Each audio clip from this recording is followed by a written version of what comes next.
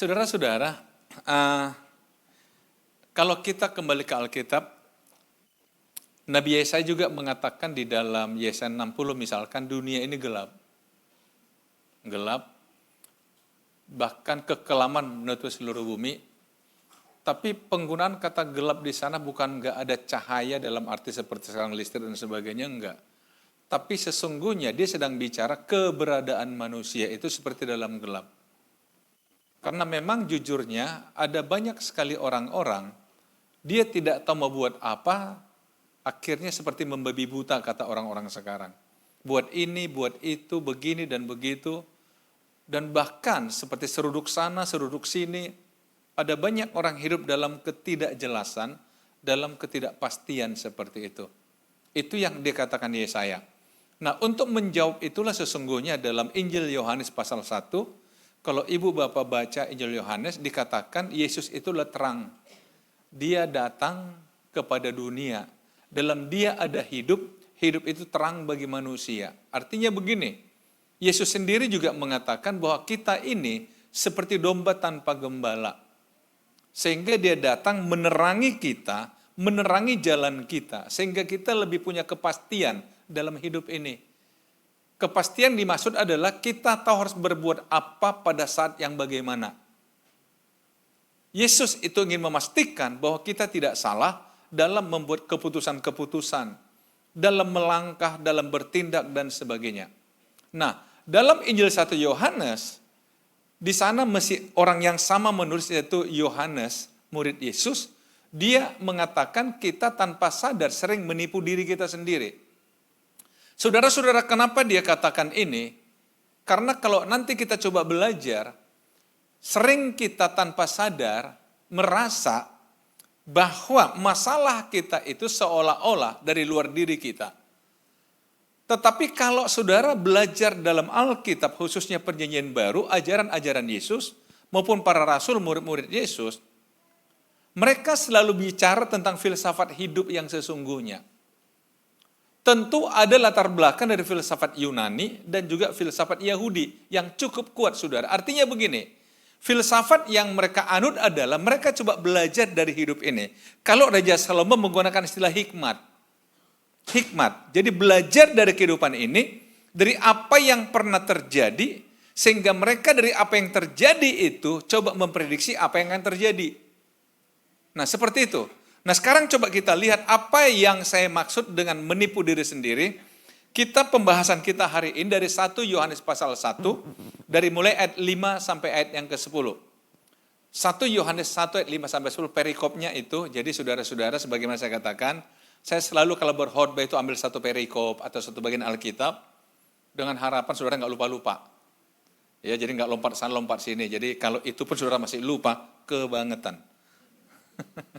Hari ini kita belajar 1 Yohanes 1 ya, ayat 5 sampai 10. Di ayat 5 dikatakan begini, dan inilah berita yang telah kami dengar dari dia. Ini Yohanes katakan apa? Inilah berita yang telah kami dengar dari dia. Tentu ini ditulis oleh Rasul Yohanes setelah Yesus naik ke sorga. Jadi dari seluruh ajaran Yesus itu dia simpulkan simple. Dan inilah berita yang telah kami dengar dari dia, dari Yesus. Dan yang kami sampaikan kepada kamu. Yang kami dengar inilah kami sampaikan kepada kamu. Allah adalah terang dan di dalam dia sama sekali tidak ada kegelapan. Tadi saya katakan di awal, dunia digambarkan gelap. Ada banyak orang tidak tahu mau buat apa, harus bagaimana, pada situasi yang bagaimana. Tetapi ketika Yohanes belajar dari Yesus, dia menawarkan sebuah harapan bahwa ada terang, yaitu dari Tuhan. Dan di dalam dia tidak ada kegelapan. Di sisi lain, bisa dikatakan terang Tuhan itu sempurna. Enggak ada gelap di sana. Tapi secara praktis sebenarnya, kalau nanti kita lihat juga dibandingkan ayat berikutnya, Yohanes ingin mengatakan, Tuhan itu adalah Tuhan yang terbuka. Yang tidak ada kepalsuan, tidak ada kebohongan di dalam dirinya. Jadi dia mengatakan apa yang sebenarnya, dia mengatakan apa yang sesungguhnya. Tetapi ini sangat bertolak belakang dengan manusia yang susah untuk berkata apa yang sesungguhnya. Susah untuk mengakui apa yang sesungguhnya. Nah, menarik saudara, dari ayat inilah akhirnya Rasul Yohanes di dalam ayat 6 sampai 10 menggunakan kata jika salah sampai 5 kali dengan jika. Artinya apa? Yuk, mari kita sekarang berdiskusi. Mari sekarang kita berpikir. Jika ini tetapi ini, jika ini gimana kira-kira? Saudara-saudara, firman Tuhan diberikan tujuannya supaya kita mengerti. Kalau kita mengerti berarti kita tujuannya apa? Apakah firman Tuhan sedang memberikan nasihat kepada saya? Sedang membimbing saya, sedang mengajar saya. Itu kegunaannya. Karena itu saya percaya, saudara-saudara, ibu bapak, yang suka baca Alkitab, suka baca firman Allah, suka dengar khotbah, tanpa disadari sekalipun ada perubahan dalam pikiran. Kalau saudara pernah mungkin memahami namanya hukum kebiasaan, kebiasaan itu bermula dari pengetahuan, pikiran. Jadi dia tahu tentang sesuatu, kemudian yang kedua, dia tahu melakukannya, dan yang ketiga, dia mau melakukannya. Jadi dia tahu sesuatu, dia mau melakukannya, dan dia tahu cara melakukannya. Akhirnya 1, 2, 3, 4 kali, itulah menjadi sebuah kebiasaan. Jadi kalau dikatakan bagaimana mengubah kebiasaan seseorang, ubah dulu dari pikirnya. Ubah dari pikirannya. Sambil contoh, saya pertama pergi ke Amerika tahun 97 kalau saya nggak salah, itu menemani pimpinan saya dalam satu pelayanan selama 9 pekan di sana. Jadi kami bergerak dari satu distrik di berikutnya, kadang-kadang kami nginap di hotel, kadang-kadang di rumah jemaat. Satu ketika kami nginap di rumah jemaat, saya dalam satu keluarga muda begitu, saya tinggal sama mereka. Nah sore hari, saya perhatikan tuan rumah ambil rice cooker, taruh beras, kemudian dia cincang sayur, masukkan rice cooker sama beras. Daging dicincang lagi, masukkan rice cooker. Nah kita kan nggak begitu.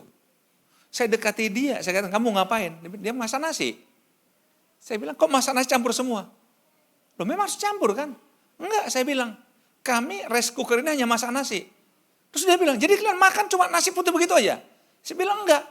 Nah terus gimana? Saya bilang, sayur masak sendiri, daging sendiri lagi. Dia bilang, hah? Repot sekali kalian mau makan aja. Karena bayangkan mereka seperti pizza, kan enggak? Pizza kan bubuk, jadi satu, plok, masukkan di oven, keluar tinggal makan, kan gitu kan? Tahu pizza? Bakwan. Bahasa Indonesia bakwan. Sama kan? Kerennya aja pizza. bakwan besar. Dia bilang, repot sekali kalian mau makan. Tetapi ternyata para misionaris, orang-orang Amerika, Indonesia, juga seperti kita sekarang. Udah masak nasi sendiri. Makanya saudara tahu, bule itu dapurnya bersih. Kalau kita enggak, dapur kita apa? Kuali berbagai ukuran. Panci berbagai ukuran. Numpuk di situ. Tapi artinya apa? Ketika mereka ke sini, berubah pikirnya, iya asik juga ya makan nasi begini, ikan masak sendiri. Oh asik juga, akhirnya mereka ikut sama kita. Kenapa? Berubah dalam pikirannya. Jadi kita kembali saudara di sini, yang membedakan kita dengan Tuhan kita adalah bahwa kita selalu dikendalikan oleh kebiasaan-kebiasaan kita.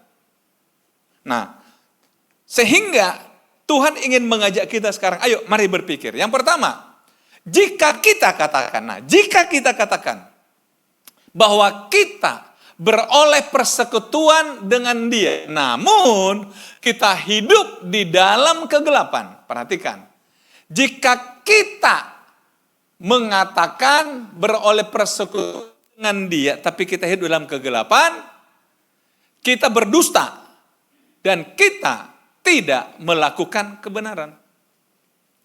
Tuhan tadi kan terang. Berarti kalau bersekutu dengan Dia berarti kita juga dalam terang. Tapi kenyataannya kita masih hidup dalam kegelapan. Jadi kita berdusta. Setuju ya? Nah, ini yang diajak kita berpikir. Nah, coba. Kamu katakan kamu memiliki persekutuan dengan Tuhan, tapi kamu dalam gelap. Sementara Tuhan terang. Siapa yang benar nih? Itu kan hampir sama dengan, lagi di mana? Oh, saya lagi di sini, atau di sana. Nah, kira-kira gitulah. Artinya katakan, coba videoin. Baru nggak bisa mengelak. Zaman sekarang kan gitu kan. Coba videoin. Halo para istri. Yang memantau suami 24 jam. Videoin. Jadi Tuhan katakan, kalau engkau mengatakan engkau punya persekutuan dengan Tuhan, tapi kau dalam kegelapan, kau dusta. Karena Tuhan itu terang. Tuhan itu terang.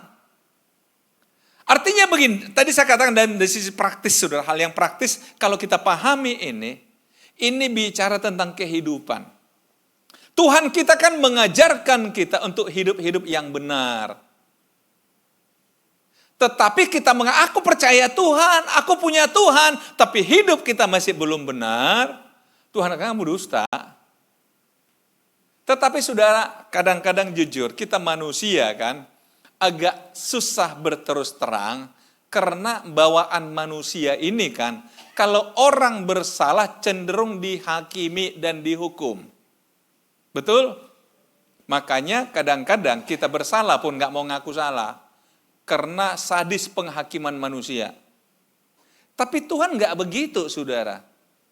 Tuhan, kalau dia tahu kita bersalah, lihat, tetapi jika kita hidup di dalam terang sama seperti dia ada dalam terang, maka kita beroleh persekutuan seorang dengan yang lain. Dan darah Yesus anaknya itu apa?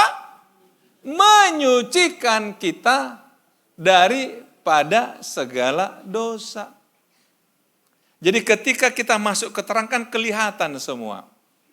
Para wanita, ini para wanita lah, walaupun sekarang pria ikut-ikutan. Satu hari berapa kali kalian ngaca? Kalau sekarang nggak perlu pakai cermin, handphone, dikit-dikit. Kadang-kadang nggak sadar di sekitarnya perhatiin dia. Betul nggak? Kadang-kadang saya pernah ke satu restoran, Mbak, sebentar ya. Tahu dia masih gini-gini terus. Restoran lo itu, lihat kan pelayan. Oke, lanjut. Enggak, artinya begini, untuk apa kita bercermin? Siapa tahu ada yang salah, betul enggak?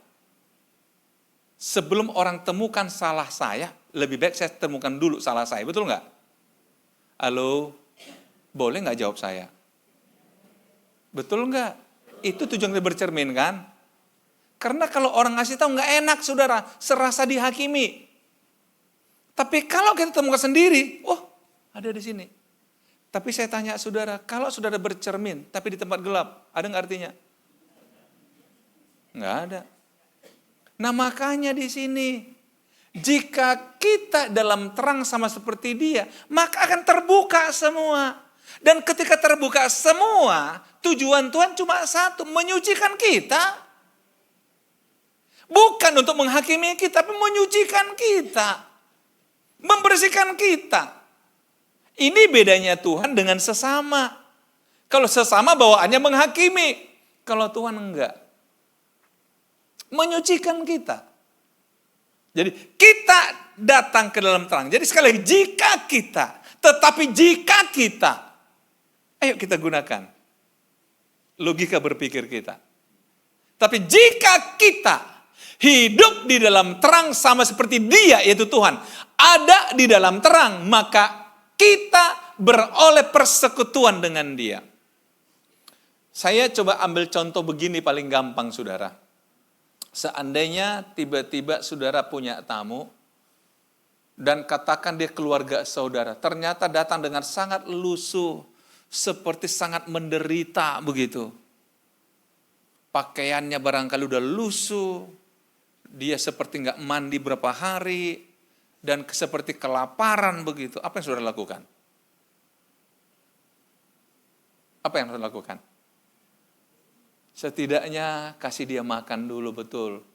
Kemudian saudara mungkin suruh dia mandi dulu. Dia nggak punya baju, suruh katakan, coba pakai ini, mungkin bisa cocok. Betul? Baru setelah semua rapi, baru ajak duduk. Betul nggak? Apa yang terjadi pada dirimu, kawanku, sayangku? Betul nggak? Halo? Saudara tahu? Seperti itulah kita di mata Tuhan. Ketika kita datang ke dalam terang, ternyata ada sesuatu yang salah. Tuhan bersihkan dulu.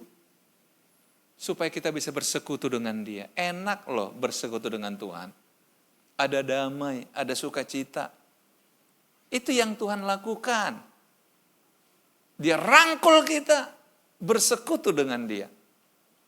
Nah, maka dikatakan, tetapi jika kita hidup dalam terang, sama seperti Dia adalah terang, maka kita beroleh persekutuan seorang dengan yang lain, dan darah Yesus anaknya itu menyucikan kita daripada segala dosa.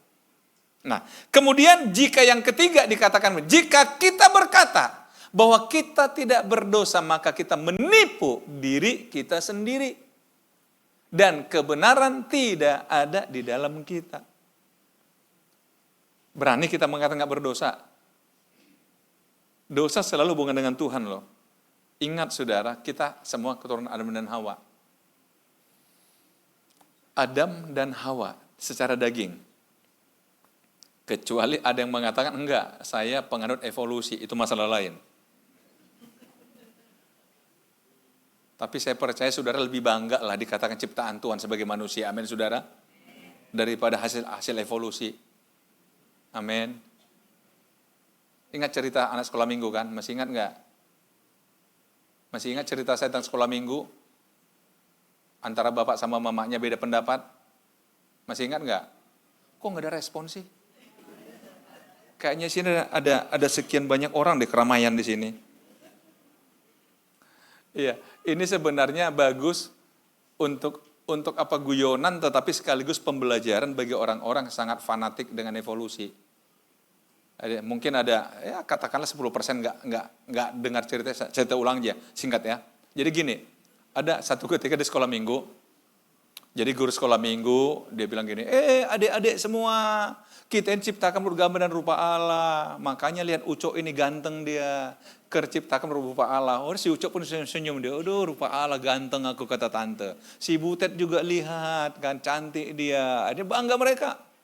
Pulang ke rumah si Ucok bilang, Mae, kata tante tadi Ucok diciptakan bergambar rupa. Makanya kata tante Ucok ganteng. Dasar mamanya, oh iyalah, ganteng lah anak mama, ciptaan Tuhan. Wah, senang si Ucok. Senang si Ucok. Tetapi bertahun-tahun kemudian dia di sekolah mulai belajar evolusi. Gurunya menjelaskan bahwa manusia awalnya adalah bla bla bla bla, jadi monyet dan jadi manusia. Si Ucok pun resah dan gelisah. Kok berbeda dengan kata guru sekolah minggu saya dan kata mama saya. Akhirnya begitu pulang dia banting tasnya, Mae, mana yang betul Mae? Mamanya bilang, oh ada apa kok Ucok pulang marah-marah? Iya tadi di sekolah katakan dari monyet. Mama bilang dari ciptaan Tuhan. Mamanya bilang, Ucok itu cuma pelajaran sekolah. Tentu yang di sekolah minggu lah yang betul. Betul mak janji ya? Iya. Tapi kan bagi dia itu baru versi mamanya. Versi bapaknya gimana? Jadi begitu mamanya sore-sore pulang kerja. Belum buka sepatu langsung diserbu bapaknya. Pak, duduk dulu bapak, duduk dulu bapak. Loh ada apa Ucok? Duduk dulu Bapak. Mana yang betul Pak E? Kenapa Pak E? Apakah betul manusia berasal dari ini nih? Oh evolusi, oke duduk kawan aku. Dijelaskan bapaknya lebih detail daripada di sekolah. Karena bapaknya merasakan pengetahuan ini kan. Harus ajarkan kepada anaknya pengetahuan ini kan begitu kan. Belum selesai dia cerita, tinggalkan si Ucok menjerit dia. Mae, mana yang betul? Mama bilang begini, Bapak bilang begini. Datang mama dirangkul si Ucok. Ucok nggak usah marah-marah kau. Yang mama ceritakan silsilahnya mama. Yang bapak cerita silsilahnya dia. Oke, lanjut. Jadi kalau ada orang cerita masalah begini, maaf kawan silsilahmu itu. Silsilahku beda Pak. Gimana saudara? Saudara silsilah dari Adam? Setuju kita ya? Atau dari sebelah? Oke, jauh kali kita. Jadi kalau kita katakan keturunan Adam, ya kita harus katakan memang saya berdosa karena Adam berdosa. Buktinya saya udah berapa kali katakan pada kita, saudara, seorang anak kecil, dia lahir dalam dosa. Buktinya nggak pernah diajar berbohong, tahu berbohong. Betul ibu-ibu? Nggak pernah diajar. Sama, kita kalau berbuat jahat nggak perlu belajar. Otomatis tahu berbuat jahat. Kenapa? Dosa. Rasul Paulus sendiri pernah mengatakan, aku ingin berbuat baik, ternyata begitu lakukan yang jahat yang kulakukan. Sering kita nggak sadar pun kita berbuat salah. Jadi jangan katakan saya nggak berdosa, enggak, semua kita berdosa. Tujuannya apa? Ketika kita mengaku, maka dikatakan di ayat yang ke-9, jika kita mengaku dosa kita, maka ia adalah setia dan adil. Sehingga ia akan mengampuni segala dosa kita dan menyucikan kita dari segala kejahatan. Jelas kan? Kalau nggak ngaku dosa, gimana mau diampuni? Bagaimana mau diampuni? Saya nggak tahu Bapak Ibu kapan terakhir kali minta ampun sama Tuhan. Tapi seharusnya setiap hari kita lakukan. Setidaknya mungkin sebelum tidur, selesaikanlah dengan Tuhan. Jadi kenapa Rasul Paulus mengatakan kalau engkau marah, jangan sampai matahari terbenam, jangan beri kesempatan kepada iblis. Karena apa? Iblis paling suka orang marah. Tolong dicatat. Iblis paling suka dengan orang marah, apalagi pemarah. Halo? Karena itu Rasul Paulus nasihatkan, sebelum matahari tenggelam selesaikan. Artinya apa? Supaya nggak terganggu tidur saudara. Dan besok pagi, masalah hari ini nggak terbawa lagi besok. Karena udah selesai hari ini. Tapi kita seringkali nggak, masalah tahun depan aja masih dibawa-bawa. Iya kan, makanya pemarah terus kita. Kenapa akhirnya muka kita ketat? Kenapa? Banyak kali masalahku katanya. Ya iyalah nggak diselesaikan. Padahal gampang. Mengaku aja sama Tuhan selesai.